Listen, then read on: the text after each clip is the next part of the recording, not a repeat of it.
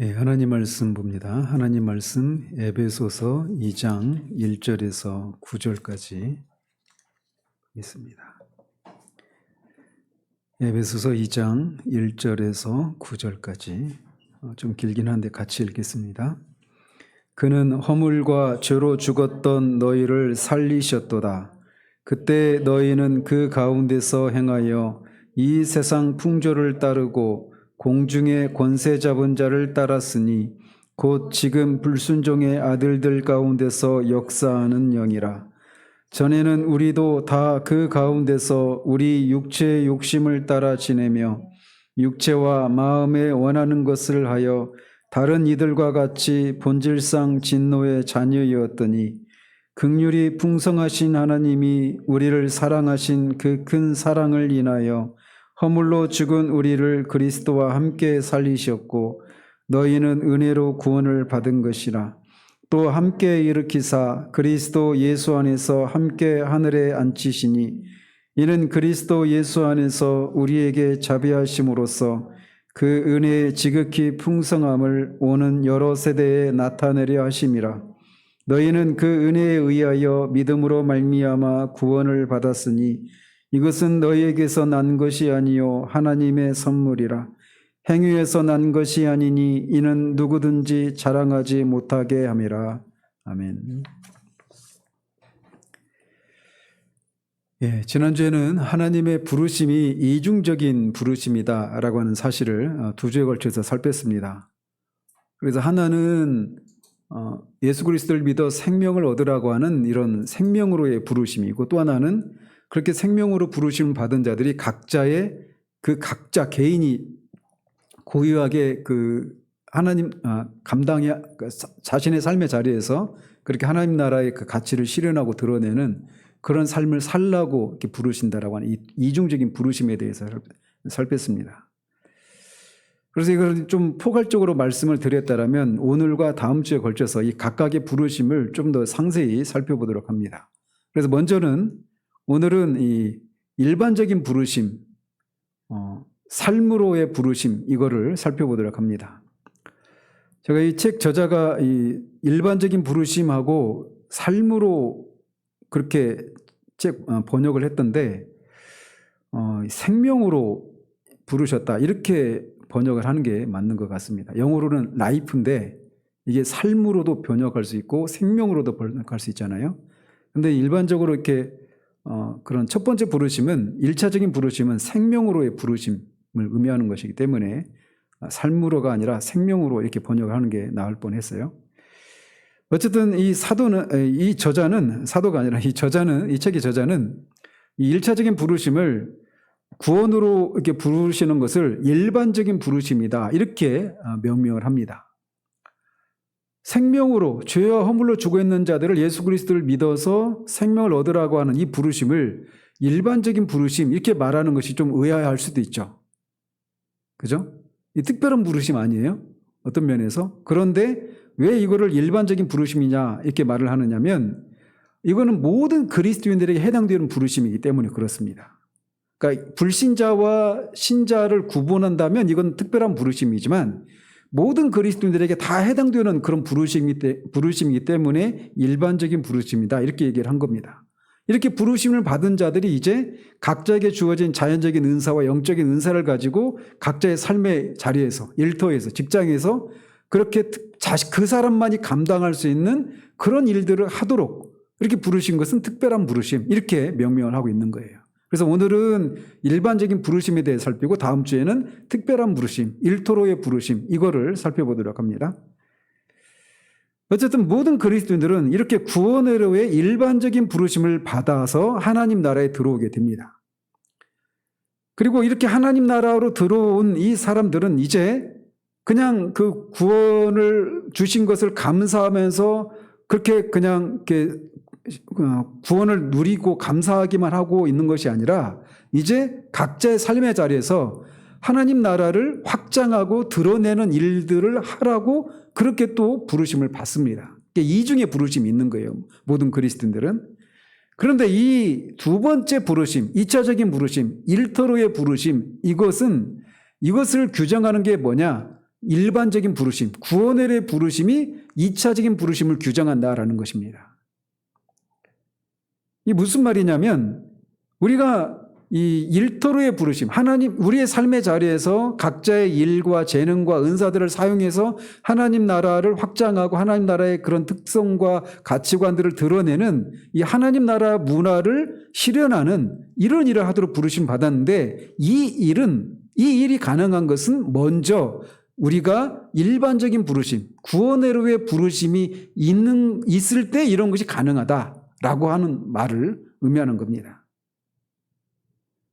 그래서 오늘은 이제 그 일반적인 부르심 이거를 살필 텐데 우리가 앞에서 살폈던 것처럼 하나님이 이 세상을 창조하셨을 때, 즉 인간이 타락하기 전까지는 하나님이 창조하신 세계가 하나님이 보시기에 좋았다라고 성경은 우리에게 말해주고 있습니다.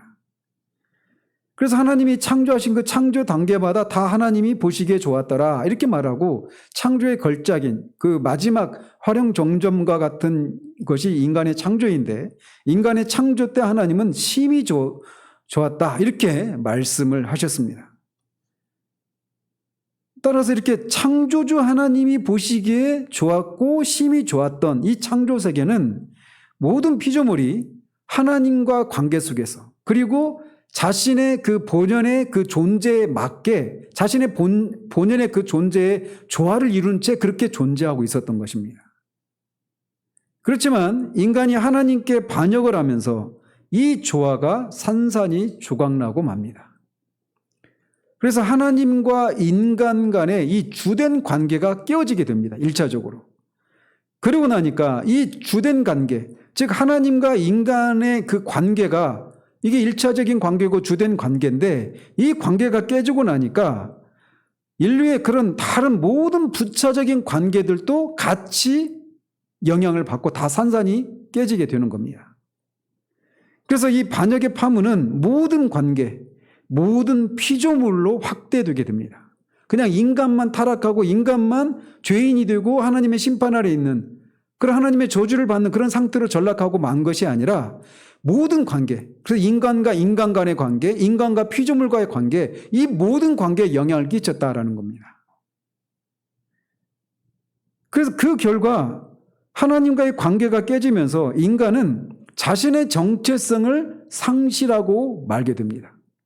타락하기 전에는 아담이 내가 누구이고 내가 무엇을 위해서 살아야 되는지 분명히 알고 있었어요. 하나님은 하나님이시고 자신은 하나님 앞에 피조물이고 그 하나님의 그 통치권을 위임받은 대리 통치자로서 하나님의 창조 세계를 대리 통치하는 위임 통치하는 그런 위임 통치자다라고 하는 그런 인식을 분명히 가지고 있었단 말이죠.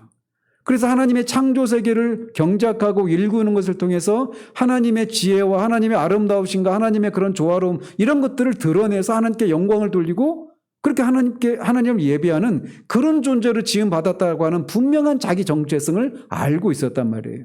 근데 타락하고 나니까 이 인간의 정체성을 상실하고 말게 된 겁니다. 그래서 그 결과 나는 누구인가? 내 삶의 목적은 무엇인가? 내게 어떤 의미가 있는가? 등과 같은 온갖 그 정체성과 관련된 질문이 생겨나기 시작한 겁니다. 이거 아이러니죠. 이게 타락하기 전에는 이게 그냥 너무나 선명하고 분명했기 때문에 아예 이런 질문 자체를 할 필요조차 없을 정도로 그렇게 너무나 그냥 자신의 존재의 본연에 맞게 그렇게 살고 있었단 말이에요. 근데 그게 타락으로 깨지고 나니까 이 정체성의 혼란이 생겨나면서 이런 질문들이 생겨나기 시작한 것입니다. 인간은 이렇게 자신이 누구인지 알지 못하게 됐을 뿐만 아니라 다른 피조물이 무엇인지도 알지 못하게 되는 일이 생겨나게 됩니다. 그래서 타인과의 관계 중, 나와 다른 사람과의 관계 중 가장 가까운 관계가 무엇입니까? 가족 관계잖아요. 그죠? 가장 가까운 관계가 가족 관계인데 이 가족 사이의 관계도 깨어지게 됩니다. 그래서 오늘날 이 가족 관계가 깨진 것이 어떤 식으로 많이 나타나느냐? 이 가족이 우리에 있어서 가장 가깝고 가장 친밀한 그런 관계이고 그 안에서 내가 누구인가가 확인받을 수 있는 그런 곳임에도 불구하고 이것이 일의 어떤 희생양이 되고 마는 그런 현실이 벌어지고 있다는 것입니다. 일터와 개인의 편의를 위해서 부부 생활과 자녀를 희생하는 그런 풍토가 생겨나게 된 겁니다.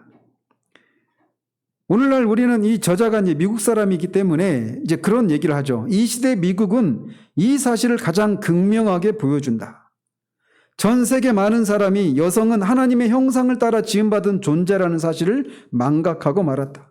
그래서 여성을 가정의 노예나 남편의 재산, 성적 대상으로 대하는 경우가 많다.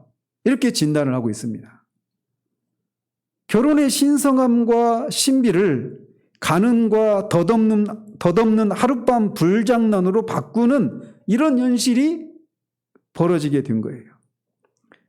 그래서 아름다운 사랑을 파괴적인 증오와 살인으로 대체하게 되었고, 가족 간에 또 부족 간에 나라 간에 끊임없는 싸움이 생겨나게 된 것입니다.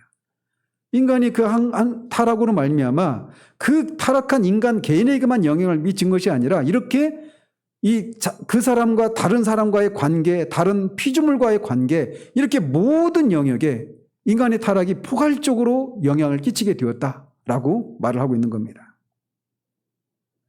따라서 이렇게 타락이 포괄적으로 영향을 끼쳤기 때문에 구원 역시 포괄적일 수밖에 없는 겁니다.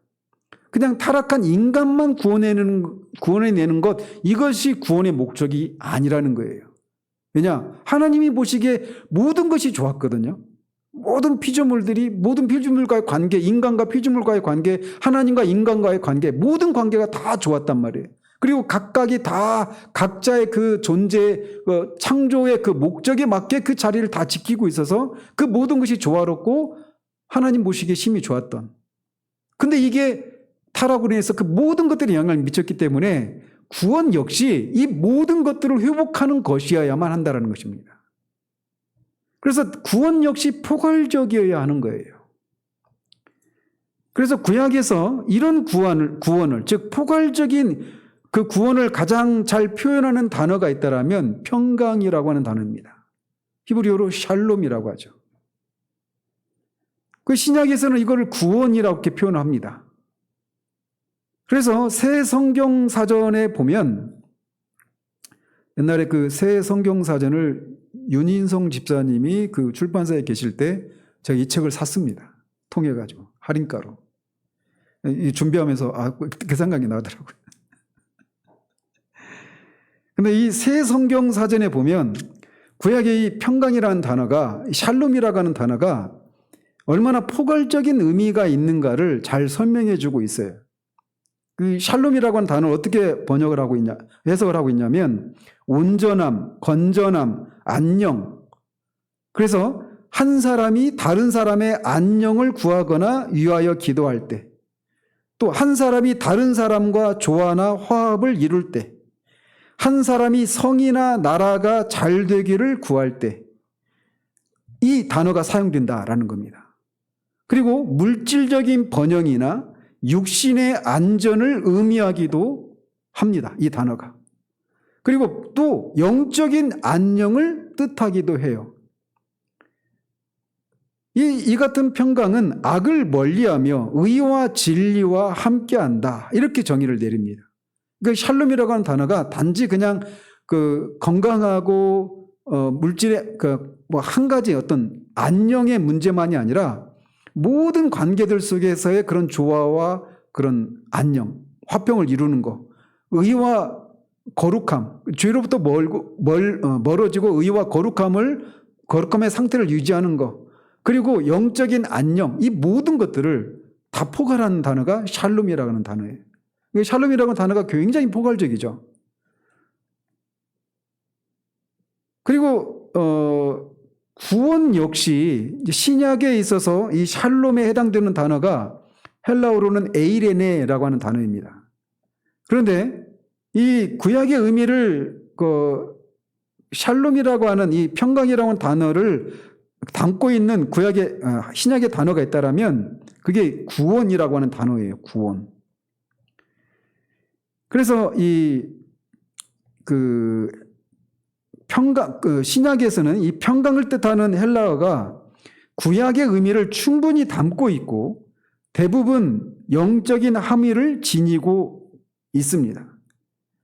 그러니까 샬롬 안에 구약의 평강이라는 단어 안에 굉장히 포괄적인 의미가 담겨 있잖아요. 그런 것처럼 신약에서는 이 평강이라는 단어 대신에 구원이라고 하는 단어가 이런 의미를 담고 있다라는 겁니다. 그래서 일반적으로 구원을 말할 때 우리 영혼의 구원만을 생각하기 쉬운데 신약의 구원은 그런 정도의 개념이 아니라 영혼의 구원뿐만 아니라 샬롬이라는 단어가 포함하고 있는 그 모든 내용들을 다 포괄하고 있다라는 거예요. 그래서 구원에 대한, 그래서 성경의 이 용례처럼 평강은 타락으로 말미암아 깨어진 모든 관계를 치유하시는 이 하나님의 구속 계획이 얼마나 풍성한지를 표현해 주고 있는 단어다, 이렇게 말을 할 수 있습니다. 그래서 그 같은 책에서 이렇게 말을 해요. 죄악된 인간에게는 먼저 그리스도의 희생을 통해 죄의 저기를 제거하는 하나님의 평강이 필요하다. 그럴 때 세상 문제에 얽매이지 않는 내적 평강이 찾아온다. 그러니까 일반적으로 우리가 구원을 얘기할 때 이런 걸 먼저 생각하죠. 하나님과의 그 깨어진 관계를 회복하고 하나님과 관계를 회복하는 거, 이거를 먼저 생각한단 말이에요. 그런데 거기서 그치지 않고 인간 사이의 평강은 그리스도께서 죽으신 목적의 일부이자 성령이 하시는 일의 한 부분이다. 하지만 인간은 평강을 도모하고자 적극적으로 힘써야 한다. 단순히 불화를 제거하는 수준의 평강이 아니라 그리스도의 몸이 조화를 이루고 제대로 역할을 감당하는 평강을 도모해야 한다. 이렇게 얘기를 합니다.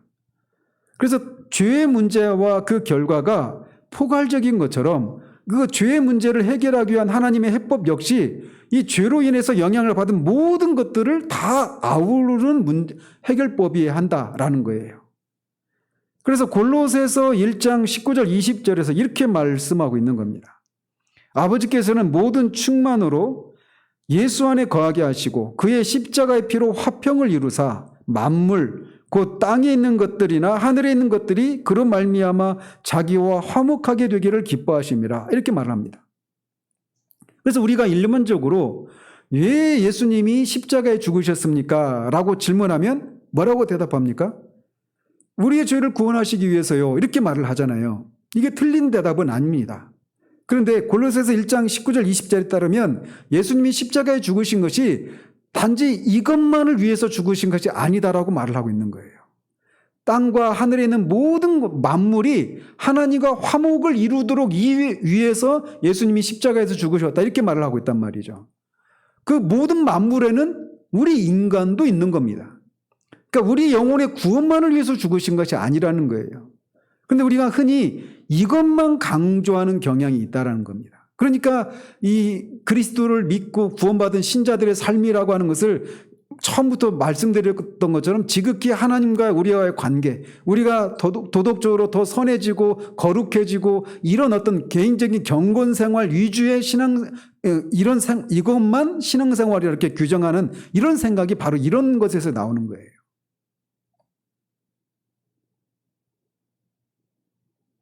하나님은 우리 영혼의 구원을 위해서 예수님이 십자가에서 죽게 하시고 다시 살아나게 하시는 일들을 분명히 하셨습니다. 그런데 만물을 다 그렇게 회복하기 위해서 그렇게 죽으시고 다시 사셨다라는 거예요. 개개인의 전인이 우리의 전 존재가 포함됩니다. 그렇지만 하나님의 구원 계획은 단순히 인류에게만 국한되지 않는다는 사실이에요. 인간의 반역으로 만물이 영향을 받게 됐기 때문에 화목 역시 만물을 대상으로 하는 것이어야 한다는 겁니다. 왜냐하면 만약에 인간의 영혼만 구원하시고 인간을 제외한 다른 모든 피조물들을 회복하시지 않는다면 하나님의 구원은 완전한 구원이 될 수가 없는 겁니다. 그런 것은 하나님이 실패하셨다, 이렇게 말할 수밖에 없다는 말이죠. 근데 그렇지 않기 때문에 하나님의 구속 역시 포괄적인 구속이다, 구원이다 라고 말을 하는 겁니다. 그래서 그리스도는 죄 사함만을 위해서가 아니라 인간 간의 관계, 인간과 피조물과의 관계를 회복하기 위해서 돌아가셨다, 이렇게 말을 하는 것이 더 성경적이다라는 입장이죠. 그래서 바울은 로마서에서 이거를 이렇게 설명을 하고 있어요. 로마서 8장 19절 22절에 보면 같이 한번 읽어보죠. 로마서 8장 19절 22절. 로마서 8장 19절 22절. 같이 읽습니다. 피조물이 고대하는 바는 하나님의 아들들이 나타나는 것이니 피조물이 허무한 데 굴복하는 것은 자기 뜻이 아니요 오직 굴복하게 하시는 이로 말미암음이라. 그 바라는 것은 피조물도 썩어짐의 종노릇한 데서 해방되어 하나님의 자녀들의 영광의 자유에 이르는 것이니라. 피조물이 다 이제까지 함께 탄식하며 함께 고통을 겪고 있는 것을 우리가 아느니라. 지금 바울은 여기서 뭐 허무, 썩어짐의 종, 탄식하며 함께 고통하는 것 이런 표현들을 통해서 죄가 그냥 인간에게만 영향을 끼친 것이 아니라 모든 피조물들에게도 영향을 끼치고 있다. 그래서 이 타락의 영향으로 인해서 이 모든 피조물들까지도 이렇게 탄식하고 고통하고 있다라고 말하고 있어요.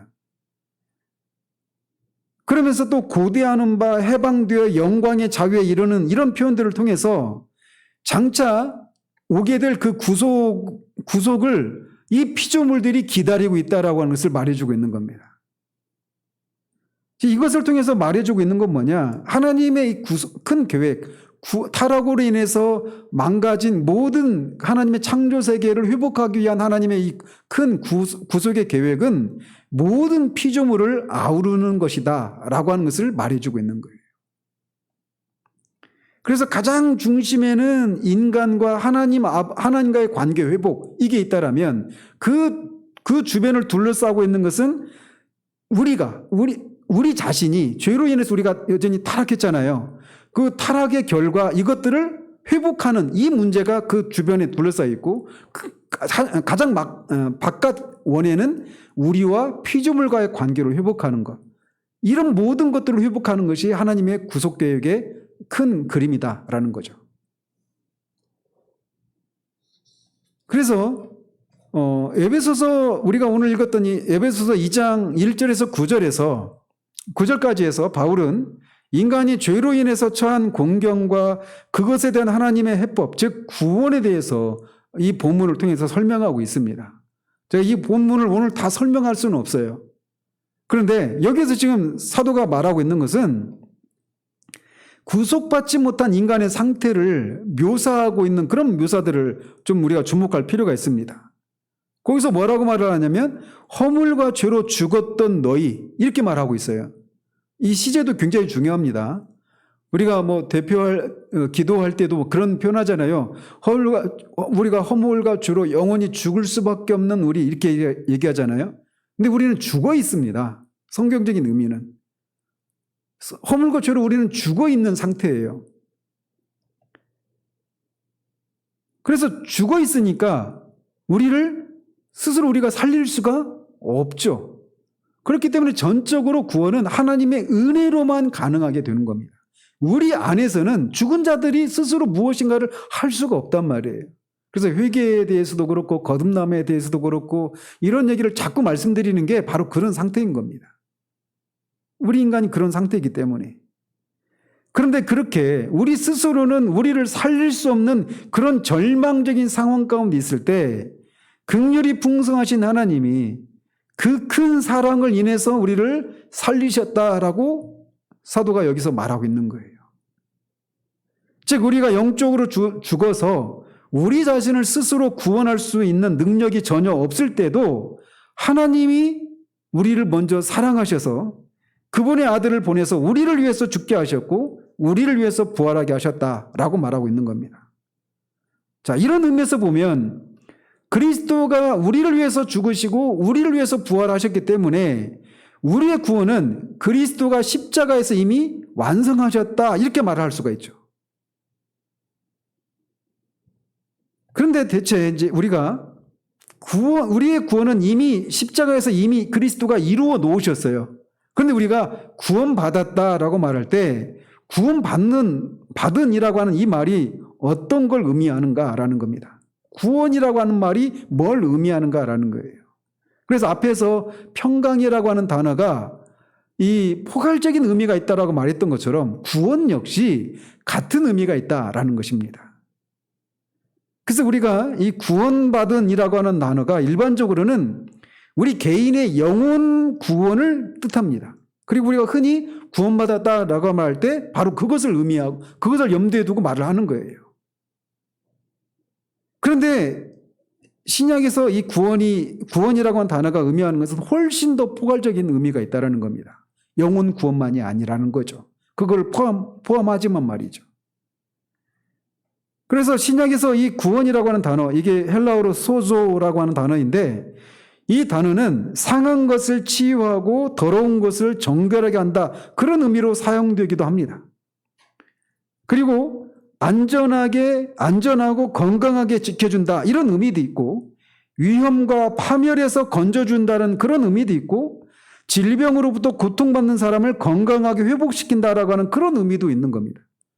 다양한 영육 간의 어떤 그 질병과 어떤 삶의 위기와 영혼의 그런 절망적인 상태, 그 죽은 상태, 이런 상태에서 건진받는 것, 이런 것을 모두 포괄하고 있다는 거예요. 그래서 온전하게 만든다, 치유하다, 온전하게 되다, 이런 식으로도 번역을 하고 있는 겁니다. 이 똑같은 단어가. 그래서 이를테면 야고보서 1장 4절에 야고보 사도는 이렇게 말을 해요. 인내하며 시련을 견디는 자가 온전하고 구비하여 조금도 부족함이 없게 된다. 이렇게 말을 합니다. 너희가 시험을 만나면 온전히 기뻐하라. 이렇게 말하잖아요. 왜 기뻐하라고 말하느냐면 그 시련이 온전하고 구비하여 조금도 부족함이 없게 만들기 때문에 시련이 오면 기뻐하라고 이렇게 말을 하고 있는 거예요. 그러니까 시련을 지나가면서 말씀드리면 시련을 통과하지 않은 사람은 온전하고 구비해서 그렇게 깊은 사람이 될 수가 없습니다. 일반적으로도 그렇잖아요. 일반 삶을 통해서도 온실 속 화초처럼 그렇게 아무런 어려움 없이 무난하게 그렇게 산 사람과 그렇지 않고 그런 갖은 그 인동초처럼 수많은 고초와 어려움들을 헤치면서 그렇게 살아온 사람이 그렇게 어느 그 각자의 어떤 삶의 어떤 주위에 올랐을 때 그 두 사람이 인생을 바라보는 거나 그 사람들의 그 무게를 재보면 확연히 달라지는 게 있잖아요. 고난을 통과한 사람과 그렇지 않은 사람의 차이가 일반적인 삶에도 나타나는 것처럼 신앙 안에도 마찬가지예요. 그래서 구원받는다라고 하는 것은 온전하고 거룩하게 즉 도덕적으로 의롭게 된다라고 하는 그런 의미도 포함을 합니다. 그래서 이 구원받는다라고 하는 이 단어는 이 포괄적인 의미가 있는 거예요. 그냥 영혼의 문제, 그 영혼의 그런 절망적인 상태에서 건진받는 것만 구원받는다 이런 의미가 아니라 많은 어떤 다른 위기나 질병이나 또는 어떤 도덕적인 자질이 온전하게 되어지는 것, 이것까지도 다 포함한 단어가 구원받는다라고 하는 단어라는 거예요. 그런 것처럼 이 구원이라고 하는 것은 이 시간에 있어서도 포괄적인 의미가 있습니다. 무슨 말이냐? 구원에는 세 가지 시점이 존재한다는 거예요. 그래서 구원은 구원받았다 또는 구원받고 있다, 구원받을 것이다 이렇게도 말할 수 있다라는 겁니다. 구원의 내용도 포괄적인 내용이 들어있을 뿐만 아니라 시간과 관련해서도 포괄적이다라는 겁니다. 구원이라고 하는 게. 그래서 1차적으로 모든 그리스도인은 나는 구원받았다라고 말할 수가 있습니다. 이걸 뭐라고 말하죠? 칭의라고 말하죠. 칭의. 우리가 우리의 죄를 회개하고 예수 그리스도를 믿는 순간 우리는 구원받습니다. 이거는 한순간에 일어나는 일이에요. 이게 이 구원, 그래서 하나님이 우리가 받아야 될 그런 형벌을 하나님의 아들 예수 그리스도께서 십자가에서 대신 받아 죽게 하신 것을 통해서 죽게 하시고 그리고 다시 사셨단 말이에요. 그리고 그 사실을 우리가 믿을 때 우리가 죄에 대해서 죽고 하나님을 향해서 산 사람으로 그렇게 하나님 우리를 여겨주십니다. 이 보정적인 의미로서 우리가 하나님부터 이제 의로운 사람이다, 의롭다라고, 옳다라고 그렇게 하나님 우리를 여겨주신단 말이에요. 그리고 이것은 순간적으로 일어나는 일입니다. 그래서 우리는 모든 그리스도인은 이렇게 나는 구원받았다라고 말할 수 있어요. 그런데 이 구원이라고 하는 게 거기서 끝나는 것이 아니다라는 겁니다. 믿는 사람은 나는 구원받았다라고 고백할 수 있는 것처럼 나는 구원받고 있다라고 말할 수가 있다는 겁니다. 그러니까 구원의 현재적인 특징이죠. 이거를 뭐라고 말을 합니까? 성화라고 말을 하죠. 그래서 칭의가 한순간에 일어나는 사건이라면 성화는 그리스도 안에서 실현된 우리의 모습을 현실에서 이루어가는 평생에 걸친 그런 과정을 표현하는 말이 성화라고 하는 단어입니다. 그래서 칭의가 십자가 그늘 아래 서 있으라라고 하는 이런 부르심이라면 성화는 자기를 부인하고 날마다 십자가를 지라라고 하는 이런 부르심이다. 이렇게 말할 수가 있는 겁니다. 칭의는 십자가 아래 서라 라고 하는 것이라면 또는 십자가를 바라보라 라고 하는 이런 부르심이라면 성화는 그 십자가를 이제 지고 날마다 자기를 부인하고 자기 십자가를 지고 예수님의 뒤를 쫓으라라고 하는 이런 부르심이다. 이렇게도 정의를 내릴 수 있는 거예요. 그래서 칭의의 단계에서 우리는 거룩하고 의로운 자로 선포됩니다. 그러나 실제로 우리의 존재가 실제로 이렇게 된 건 아니에요. 실존적인 우리가 이렇게 바뀐 건 아니란 말이에요. 여전히 나중에 살펴보겠지만 이 3장 이하에서 말하고 있는 것처럼 불경건한 자를 의롭다고 하신 하나님의 은혜에 대해서 다윗이 시편에서 노래하잖아요. 우리가 많은 사람이 넘어지는 부분이 바로 그거예요. 예수님을 믿어야 된다라고 믿을 때 우리가 어떤 상태입니까? 여전히 죄인된 상태예요. 불경건하고 죄인이고 하나님과 원수된 상태고 그렇게 죄의 형벌을 받아 마땅한 그런 존재입니다. 우리 내면이 하나도 바뀐 게 없어요. 불의한 존재란 말이에요. 그런데 그런 우리를 하나님이 의롭다고 해주시는 거예요. 우리가 믿을 수가 없죠. 우리 자신을 보면. 그런데 그렇게 해주시는 근거가 있죠. 바로 예수 그리스도께서 바로 그런 우리를, 이렇게 불의한 우리를 예수님이 십자가에서 대신 형벌을 받으시고 다시 살아나셨다라고 하는 그것의 근거에서 우리를 의롭다고 선언해 주시는 거예요. 근데 많은 사람들이 내가 여전히 불경건하고 이렇게 죄가 있는데 어떻게 내가 의롭다고 할 수 있느냐 이렇게 생각한다라는 거죠. 칭의는 전적으로 법정적인 사건입니다. 우리 존재에 실제로 변화가 일어나는 건 아니에요. 하나님은 그렇게 선언하시는 것입니다. 판사가 법정에 서 있는 죄인들을 향해서 너는 죄인이고 또는 무죄다 이렇게 선언할 때 그 사람의 도덕적인 형법적인 그런 도덕적으로 그가 실제적으로 의인이고 도덕적으로 악인이라 이런 걸 선언하는 게 아니잖아요. 그 선언이 그 사람의 도덕적인 변화를 일으키는 건 아니잖아요. 법적인 의미에서 죄인이고 악인이다 이렇게 선언하는 거잖아요. 그런 것처럼 칭의 역시 그렇다는 말이죠. 그래서 칭의의 단계에서 우리는 거룩하고 의로운 자로 하나님이 선포하십니다. 그리고 성화의 단계에서 우리는 실제로 하나님이 우리를 거룩하고 의롭다고 선포하신 대로 그렇게 우리가 거룩하고 의로운 자로 변화되어 가는 과정, 이게 성화의 단계에서 일어나는 일이에요. 그런데 이 성화의 단계에서 일어나는 일과 칭의 단계에서 일어나는 일을 헷갈리니까 사람들이 혼동을 겪으니까 이렇게 내가 거룩하고 의롭게 변화된 게 없는데 어떻게 내가 의롭고 거룩한 사람이라고 할 수 있느냐 이렇게 말한다는 것이죠. 이거를 놓치면 이제 우리가 길을 잃어버리는 겁니다. 그래서 우리는 이 사실을 에베소서 2장 우리가 읽었던 1절에서 9절의 그 반응으로 10절의 말씀에서 이 사실, 제가 방금 말씀드린 것처럼 칭의의 단계에서 우리는 거룩하고 의로운 자로 선포되고 성화의 단계에서 하나님이 선포하신 대로 실제로 우리가 거룩하고 의로운 자로 변화되어 가는 변화대로 가는 일이 일어난다라고 하는 것이 에베소서 2장 10절의 말씀에서 우리가 그걸 읽을 수가 있다는 거예요. 에베소서 2장 10절 같이 한번 읽어보죠. 우리는 그가 만드신 바라 그리스도 예수 안에서 선한 일을 위하여 지으심을 받은 자니 이 일은 하나님이 전에 예비하사 우리로 그 가운데서 행하게 하려 하심이니라. 자, 우리가 오직 하나님의 은혜로 구원을 받은 사람들입니다. 우리의 존재가 실제로 의롭고 거룩한 존재가 아님에도 불구하고 그리스도께서 십자가의 대속의 형벌을 받으시고 죽으시고 다시 살아나신 것에 근거해서 그것이 우리의 것으로 하나님이 여겨주시는 결과 우리가 거룩하고 의로운 자다 이렇게 선언해 주신 거예요. 그런데 그런데 그렇게 구원받은 자를 향해서 하나님이 어떤 뜻을 가지고 계시다라고 10절에서 말을 해요? 우리는 그가 만드신 바예요. 그런데 뭘 위해서? 그리스도 안에, 예수 안에서 선한 일을 위해서 지으심을 받은 자다. 이렇게 말을 하고 있는 겁니다. 그러니까 여기서도 그리스도 예수 안에서 선한 일을 위해서 지금 받았다. 이 표현도 중요한 겁니다. 선한 일이 그리스도 안에서 이루어지지 않는 선한 일은 선한 일이 아닌 거예요. 그래서 이 표현도 하나 다 중요한 겁니다. 그래서 우리가 믿음으로 구원을 받는 데는 목적이 있다는 것이죠.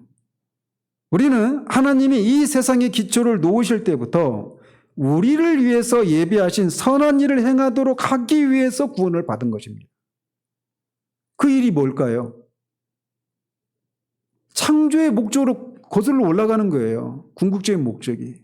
우리가 하나님과의 그런 관계를 누리는 것을 통해서 누리면서 또 동시에 뭘 해야 돼요? 우리가 계속 살피고 있는 게 뭐예요? 우리가 그 문화 창조의 그런 명령을 받은 존재잖아요. 그래서 그런 일을 하도록 우리가 부르심을 받았다라는 거예요. 그래서 이 성화라고 하는 것을 우리가 흔히 생각할 때 우리가 어떤 우리 내면이 바뀌고 우리 삶이 바뀌고 어떤 도덕적인 우리 개인의 경건생활과 관련해서 성화를 많이 생각하잖아요.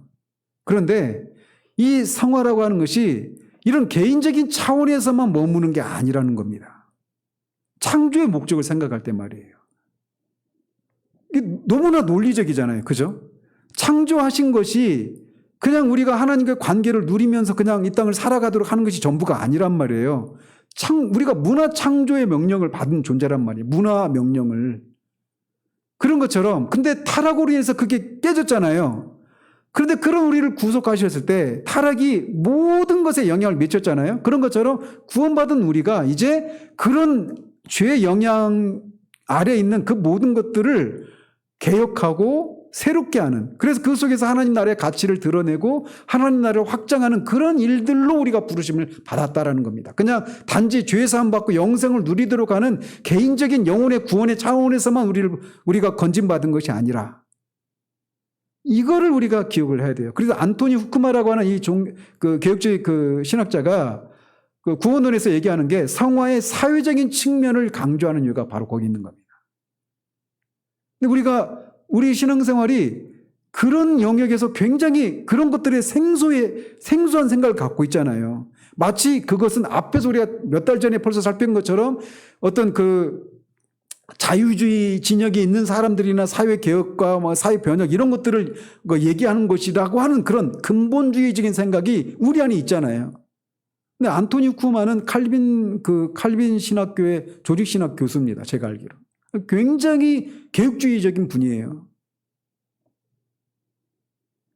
그래서 우리가 우리가 성화를 이루어 간다라고 할 때 이게 근본이죠. 기본적으로는 우리가 개인의 그런 경건 생활에서 개인의 어떤 그 도덕적인 측면에서 거룩하고 실제적으로 의롭게 되어져가는 하나님의 성품을 드러내고 반영하는 그런 삶을 사는 거, 이게 성화의 주된 어떤 그 기본적인 베이스라고 할 수 있어요. 근데 거기가 전부가 아니라는 거, 그것이 전부가 아니라는 거예요. 이거를 우리가 동의가 안 되는 동안 우리는 여기서 지금 계속 이 저자가 이 책을 통해서 말하고 있는 이 내용이 그냥 이거는 우리 그리스도인의 어떤 삶의 그런 자리가 아니다라고 그런 생각을 가지기가 쉽단 말이죠. 근데 이게 우리가 너무 이런 것에만 우리도 모르게 성속 이원론이라고 하는 이런 잘못된 이원론의 영향을 받은 그런 결과다라는 것을 우리가 기억할 수 있어야 돼요. 그래서 빌립보서 2장 12절 13절에 보면 성화의 두 주체가 있다라고 해서 보여주는데 거기에 보면 우리가 하나님의 역사를 통해서만 의롭다 하심을 받을 수 있습니다. 그런데 성화의 과정에는 하나님과 인간이 모두 일한다 이렇게 말하고 있어요. 성화의 두 주체는 하나님과 우리입니다. 특별히 성령 하나님과 우리 이렇게 말할 수 있죠. 그래서 빌립보서 2장 12절과 13절에 보면 이렇게 되어 있어요. 그러므로 나의 사랑하는 자들아 너희가 나 있을 때뿐 아니라 더욱 지금 나 없을 때에도 항상 복종하여 두렵고 떨림으로 너희 구원을 이루라. 너희 안에서 행하시는 이는 하나님이시니 자기의 기쁘신 뜻을 위하여 너희에게 소원을 두고 행하게 하신다. 이렇게 말해서 성화의 주체가 먼저는 우리 안에 계신 하나님, 즉 성령 하나님이 우리에게 소원함을 두고 우리가 무엇인가를 하기를 원하는 그런 소원함을 불러일으키시고 그것을 우리가 순종해서 하나님이 기뻐하시는 뜻을 이루는 이런 방식으로 우리가 성화를 이루어 간다. 이렇게 말하고 있는 거예요. 그러니까 성화의 그러니까 영어로 이제 이니셔티브라고 하죠. 그러니까 그 주도권을 주신 분은 성령 하나님이시고 우리가 거기에 순종하는 것을 통해 실제적으로 거룩하고 의롭게 되는 일들이 실제로 일어나게 되는 거예요. 성화에서 그렇게 선포된 그 일이 실제로 우리의 삶을 통해 우리의 존재를 통해 우리 존재 안에 그런 것들이 실제로 나타나게 된다. 이렇게 말하고 있는 거죠. 그래서 구원에는 그리스도인이 순간순간 살아가는 일상의 시간도 포함됩니다. 의인은 믿음으로 말미암아 살아야 한다라고 로마서 1장 17절에서 말을 하고 있어요. 그래서 성화란 우리 삶의 모든 영역, 관계의 모든 부분을 하나님 앞에 내놓고 성령님의 역사에 힘입어 그리스도의 형상으로 회복되어 가고 하나님 앞에서 사는 삶, 이렇게 정의를 내릴 수 있습니다. 근데 저다가 이렇게 얘기를 하는 거예요. 현대교회는 내적이고 개인적인 차원에 국한시켜 성화를 이야기할 때가 많다. 개인의 경건만 이야기하는 것이다. 물론 이것도 성화의 일부로서 매우 중요하지만 이게 성화 전체다 이렇게 말할 수는 없다라는 겁니다. 왜 그런지는 아시겠죠? 타락으로 인해서 모든 영역에 영향을 미쳤고 구속 또한 그런 모든 관계를 회복하는 것이 구속의 그 포괄적인 구속일 수밖에 없는 이유가 없어야 된다라고 말씀드렸잖아요. 거기에서 나오는 거예요. 그래서 개인적인 경건을 통해서 도덕적으로나 성품 면에서 우리가 하나님의 형상에서 그런 발전을 모색하면서 동시에 반드시 사고방식을 전환할 수 있어야 합니다. 그래서 거듭나지 않은 사람은 영적으로 죽어 있을 뿐만 아니라 그 사람이 살아가는 과정 속에서 가정과 문화를 바라보는 어떤 세속적인 세계관을 가지고 그 문화를 바라보기 마련입니다. 그런 것처럼 이 하나님은 성경적인 세계관을 바탕으로 하는 세계에서 살도록 우리를 지으셨다라는 거예요. 그래서 우리가 살아가는 이 삶의 자리에서 이렇게 거짓된 것으로 바꾸어 놓은 그런 문화를 바꾸고 개인적인 성화의 과정 중에 이 그리스도의 생각을 입어서 성경적인 세계관에 대한 이해를 넓히는, 즉 성화의 사회적인 측면, 이런 것이 있다라고 하는 것을 우리가 기억을 해야 된다는 겁니다. 그래서 성화의 과정에는 개인적인 경건 생활 이것만 있는 것이 아니라 사회적인 책임과 청지기로서의 책임도 뒤따른다라는 겁니다. 그래서 이 시대에 우리가 발을 붙이고 살면서 인간의 모든 부차적인 관계를 실질적으로 치유하는 그런 삶을 살아야 된다라는 겁니다. 그래서 믿는 자는 미움이 있는 곳에 사랑을, 갈등이 있는 곳에 평화를, 황량한 곳에 아름다움을, 거짓이 있는 곳에 진리를, 악이 있는 곳에 선을 전해야 합니다. 또 하나님과 함께 죄로 인해서 자연악, 이런 홍수나 기근이나 이런 것들이 또 발생을 하잖아요. 그런 것들의 홍수나 지진, 기근, 질병에 맞서고 낭비와 과소비를 통한 인간의 피조물 파괴, 과소비를 하니까 환경 파괴를 하고 이 지구의 그런 지구 온난화나 이런 환경 파괴 이런 것들도 낭비와 과소비 때문에 생겨나는 것이잖아요. 이런 것들을 막아서는 일도 성화의 한 부분이라는 겁니다. 이게 왜? 죄로 인해서 그런 것도 깨졌으니까 그런 것들을 바꾸는 일들을 해야 된다는 거예요. 물론 우리가 이런 우리 한 사람 한 사람이 다 모든 일들을 그렇게 해야 되는 건 아닙니다. 각자 우리가 다음 주에 살펴보겠지만 각자 자신에게 주어진 은사를 쫓아서 그렇게 하는 거예요. 근데 우리가 그런 것들에 대해서 관심을 아예 갖지 않는 것은 잘못된 생각인 거죠. 그래서 이 성화의 과정은 사회적인 책임도 있는 거예요. 그냥 개인 경건 생활에만 국한되는 것이 아니라 이 사회 모든 관계들 속에 이런 깨어진 그런 죄로 인해서 깨어진 것들을 회복하는 일들을 해야 된다는 것이죠. 그리고 피조물들을 그런 관리하는 청지기로서 그런 것들을 관리하는 그런 책임도 있다는 겁니다. 이게 누구한테 받은 거예요, 이게 타락하기 전에 아담이 하나님부터 받은 명령이잖아요. 그리고 타락 이후에도 이 명령이 여전히 유효하니까 구속받은 우리가 이제 이 일을 성화의 과정 속에서 해야 된다라는 것이죠. 그래서 앞에서 우리가 읽었던 이 로마서 8장 19절 22절에서 피조물들이 누구가 나타나기를 기다린다고 그래요? 하나님의 아들들이 나타나기를 고대하고 있다라고 말하잖아요. 그래서 칭의의 단계에서 우리가 하나님의 자녀로 선포되잖아요. 그죠? 칭의의 단계에서 우리가 의롭다고 여김을 받도 우리가 동시에 하나님의 양자가 되는 거잖아요. 그죠? 그래서 우리가 하나님의 아들들이 되는 거잖아요. 근데 피조물들이 하나님의 아들들이 나타나기를 고대하고 있다라고 말하고 있어요. 이것과 연결시켜서 말을 하자면 칭의의 단계에서 하나님의 자녀로 선포된 자들이 성화의 단계에서 하나님의 아들처럼 행동해 주기를 기다린다. 이런 의미라고도 할 수 있다는 거죠. 피조물들이 그 하나님의 아들들이 나타나기를 고대한다. 이 얘기가. 물론 이것이 이제 완성되는 것은 영화롭게 된 상태에서 이게 이제 완성되겠지만 말이죠. 성화는 이렇게 광범위합니다. 개인의 경건 생활에 국한되는 것이 아니라 사회적이고 청지기적인 그런 책임까지 아우르는 광범위한 의미가 있는 거예요. 그러나 또 동시에 이것은 점진적입니다. 성화의 과정은 믿는 자와 하나님이 함께 춤을 추듯 전개된다라고 저자가 말합니다.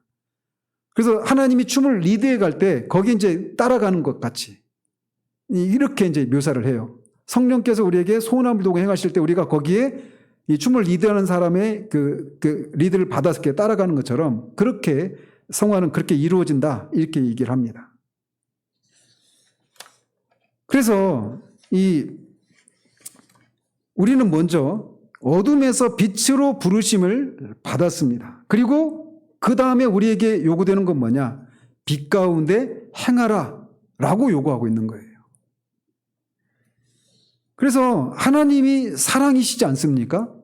그러니까 우리도 우리 친구와 이웃, 심지어 원수까지도 사랑해야 합니다. 또 하나님은 공의로우신 분이십니다. 그래서 우리도 부정부패가 만연한 세상에서 정의를 추구하는 삶을 살아야 돼요. 하나님은 긍휼이 많으신 분이십니다. 그래서 우리도 상한 세상에 긍휼의 손길을 뻗어야 해요. 이런 것들은 개인적인 경건 생활에 국한된 게 아니잖아요. 사회적인 책임을 얘기하고 있는 거예요. 하나님은 참되십니다. 따라서 우리도 거짓을 맞닥뜨렸을 때 진리를 말하고 헛된 약속이 난무하는 세상에서 진실한 삶을 살아야 합니다. 하나님은 아름다우신 분이십니다. 그래서 우리도 건축과 조경과 미술과 음악을 통해서 지역사회와 공동체의 아름다움이 무엇인가를 전해야 합니다. 이처럼 하나님의 구원이 포괄적이듯이 우리의 섬김 역시 포괄적이어야 한다라는 겁니다. 왕이신 하나님을 예배하고 타인을 사랑하고 청지기로서 피조물을 섬겨서 우리의 섬김을 표현해야 된다라는 겁니다. 이게 성화가 의미하는 포괄적인 의미예요. 우리가 개인적으로 거룩하고 의로운 삶을 살아가는 이런 것과 함께 사회적으로 그 하나님의 성품을 반영하는 그런 삶을 사회적인 책임을 다하는 이런 삶과 함께 또 청지기로서 피조물들을 보호하고 관리하는 이런 것까지도 우리가 성화의 단계에서 우리가 해야 될 일이다라는 것이죠. 이렇게 구원은 칭의로 시작되고 성화의 과정을 통해서 계속됩니다. 그리고 마침내 그리스도가 역사의 마지막 때 오실 때 이 구원이 완성이 됩니다. 우리는 그리스도가 다시 오실 때까지 점령하라라고 하는 그런 명령을 받았습니다. 그래서 우리 가정에서부터 시작해가지고 교회 이 세상을 향해서 그렇게 죄와 거짓이 난무하고 있는 이 어둠의 세상을 진리로 하나님의 성품을 반영하면서 그것을 계속 하나님 나라를 확장하는, 그래서 점점 그 영역들을 마귀가 장악하고 있는 그런 지역들을 점점 점령해 가는 일들을 해야 되는 거예요. 그거를 이제 성화의 사회적인 책임이다, 청지기로서의 피조물을 보호하는 책임이다, 이렇게 말을 하는 것이죠. 근데 그 일이 언제까지 계속되느냐? 예수님이 다시 오셔서 이 구원을 완성하실 때 그런 일이 일어난다는 겁니다. 그래서 우리가 개인적으로 그렇게 구원이 완성되는 거를 신학적인 용어로 뭐라고 말합니까? 영화라고 말을 하죠. 그래서 역사의 마지막에 하나님의 모든 계획과 목적이 성취가 됩니다. 십자가에서 시작하신 과정의 완성을 위해서 말세에 그리스도가 다시 오시는 것을 신학적으로 그 종말이라고 말하면서 동시에 그때 이루어지는 것들을 영화 이렇게 말을 하죠. 따라서 우리는 구원과 관련해서 구원받았다, 구원받고 있다, 구원받을 것이다, 이렇게 세 가지 시점으로 얘기할 수가 있는 것이죠. 예수님은 영광 가운데 다시 오십니다. 그때 현세의 모든 고통과 괴로움이 사라집니다. 그리고 그때 이미 시작된 구원이 영화의 단계에서 완성이 될 것입니다. 그래서 이 시간과 공간에서 또 개인과 하나님 나라가 구원의 성취를, 완성을 누리는 이 상태를 표현하는 단어가 이제 완성 또는 종말, 이렇게 성경에서는 표현을 하고 있어요. 그래서 영어로는 이게 consummation이라고 하는 단어인데, 이 단어는 충만, 영원한 목적, 영광의 성취, 이런 뜻이 있습니다. 바울은 그것에 대해서 고린도전서 13장 12절 이렇게 말합니다. 우리가 지금은 거울로 보는 것 같이 희미하나 그때에는 얼굴과 얼굴을 대하여 볼 것이요, 지금은 내가 부분적으로 아나 그때에는 주께서 나를 아신 것 같이 내가 온전히 알리라, 이렇게 말을 합니다. 즉 우리는 장차 올 것을 지금은 희미하게 보고 있을 뿐이다, 이렇게 얘기하고 있는 거예요. 그래서 그리스도가 오시게 되면 만물이 본연의 상태를 회복하게 됩니다. 이 만물 안에는 우리도 포함되어 있는 거죠. 근데 이 우리에 초점이 맞춰 있다는 거예요. 많은 경우에. 근데 우리를 포함한 모든 만물이 회복을 한다는 거예요. 칭의의 단계에서 우리가 선 자리가 거룩하고 의롭다고 선포되고, 성화의 단계에서 우리가 실제로 거룩하고 의로운 삶을 살고자 힘쓴다면, 영화의 단계에서는 우리가 온전하게 거룩하고 의로운 자가 됩니다. 우리를 향한 하나님의 선포, 즉 칭의의 단계에서 우리가 거룩하고 의롭다라고 선포했던 이 일이 영화의 단계에서 실제로 완성이 되는 거예요.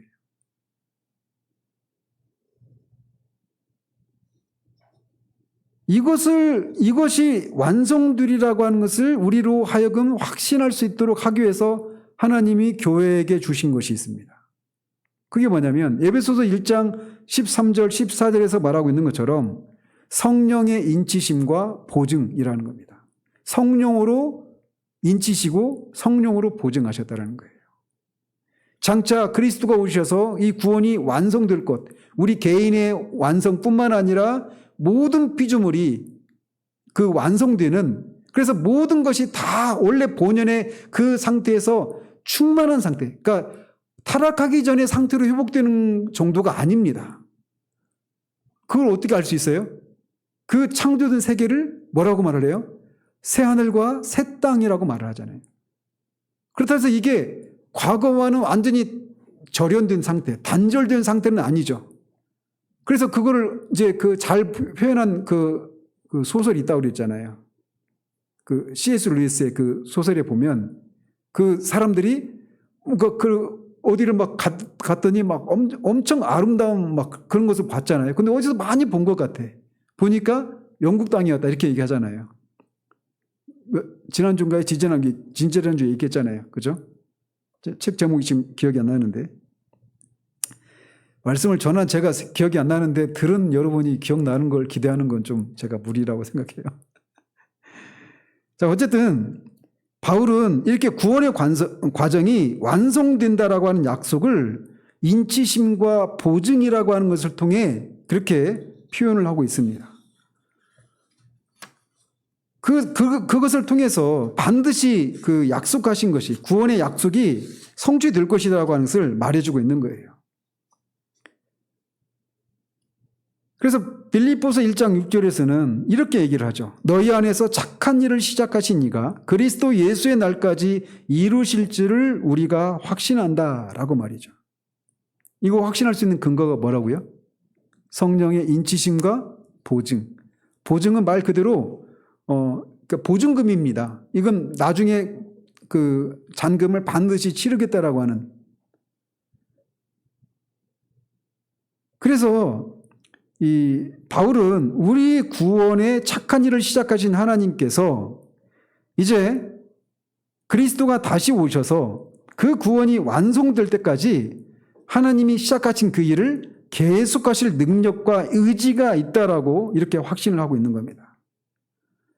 그래서 개개인의 구원은 우리 한 사람 한 사람이 예수 그리스도를 믿어서 구원받았다라고 말할 때 그 구원은 포괄적이다라는 거예요. 단지 그냥 우리 영혼의 구원만이 아니라 하나님은 한 사람 한 사람 안에서 시작하신 선한 일을 완성하시고 우리를 거룩하게 하셔서 우리가 온전하고 구비해서 조금 더 부족함이 없게 만드시는 분이십니다. 그래서 우리가 예수 그리스도를 믿어서 구원 받았고 또 받고 있고 받게 될 것이어서 우리 한 사람 한 사람이 그렇게 그리스도처럼 영화로운 몸을 입고 영화롭게 되는 그런 일이 일어나게 될 거예요. 그런데 거기서 그치는 것이 아니다라는 겁니다. 하나님의 큰 계획이 뭐냐?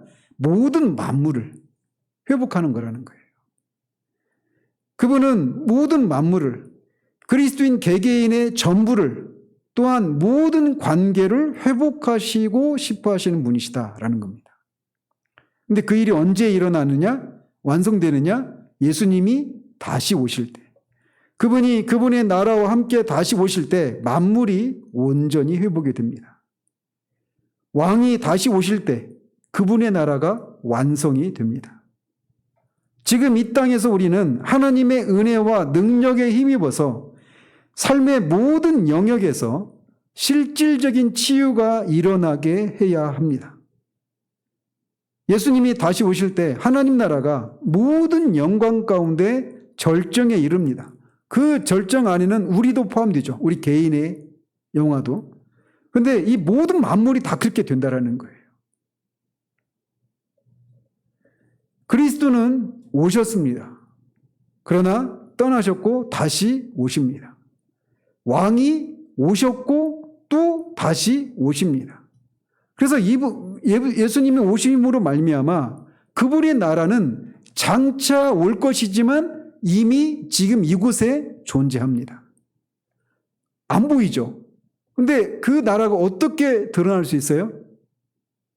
구원받은 우리가 그분의 통치를, 즉 그분께 순종하는 것을 통해 우리가 그렇게 살아갈 때 거기에 그분의 나라가 임하는 거예요.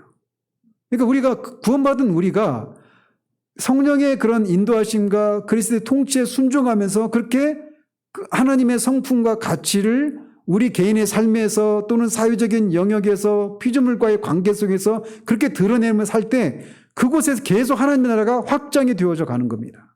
어둠은 물러가고 하나님 나라가 회복되어지고 확장되어 가는 일들이 일어나게 되는 거예요. 그래서 그분의 나라는 지금 이미 이곳에 있지만 아직 완성되지 않았습니다. 그리스도가 통치하시는 곳은 어디나 그분의 나라가 실체로 서 있지만 그 나라가 완전히 드러나는 때는 미래에 그리스도가 다시 오실 때 보이게 된다는 거죠.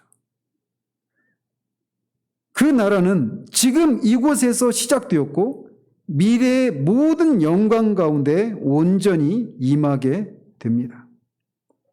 그래서 구원은 믿는 사람 개개인의 모든 부분, 관계의 모든 영역을 포괄합니다.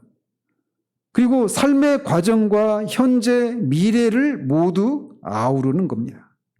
근데 불행하게도 교회사 속에서 교회가 그리스도인들이 이 구원의 충만함을, 이 포괄적인 구원의 의미를 강조하지 않았던 때도 있었다는 것이죠.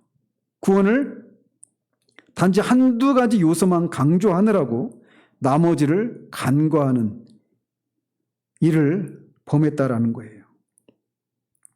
그래서 하나님이 우리를 예수 그리스도를 믿어서 구원으로 그 생명을 얻으라고 그렇게 우리를 부르실 때 그 부르심 안에는 이렇게 단지 그냥 우리가 하나님과의 관계를 회복하는 자리로 우리를 부르신 것에 그치는 것이 아니다라는 겁니다. 모든 관계, 우리와 피조물과의 관계, 이것을 회복하도록 우리를 부르셨다라고 하는 것을 우리가 기억해야 됩니다. 그래서 성경은 생명으로 부르심 받은 우리에게 임무가 주어졌다라고 밝히고 있는 겁니다. 그 임무가 뭐예요? 이제 우리가 삶 가운데서 우리 개개인을 향한 독특한 그런 부르심이 있다는 겁니다. 이거를 이제 특별한 부르심이라고 하는 용어로 얘기를 하는 거예요. 일반적인 부르심은 우리가 구원으로의 부르심을 말하는 거예요. 예수 그리스도를 믿어서. 근데 이제 그렇게 부르심 받은 자들에게 특별한 부르심이 있다는 겁니다. 각자를 향한. 그게 뭔지는 다음 주에 살펴보도록 하겠습니다. 기도하겠습니다. 하나님 아버지, 우리가 너무나 오랜 세월 동안, 그리고 우리가 구원받은 이후로 지금까지 하나님이 우리 예수 그리스도를 통해서 우리를 구원하신 것이 우리 영혼과 관련되어 있는 것으로만 그렇게 생각하면서 구원받은 우리들에게 하나님이 원하시는 선한 일, 성화를 이루어가는 이 일이 개인의 경건 생활에 국한된 것으로 생각하는 경향이 농후한 것을 아버지 하나님 우리가 보게 됩니다.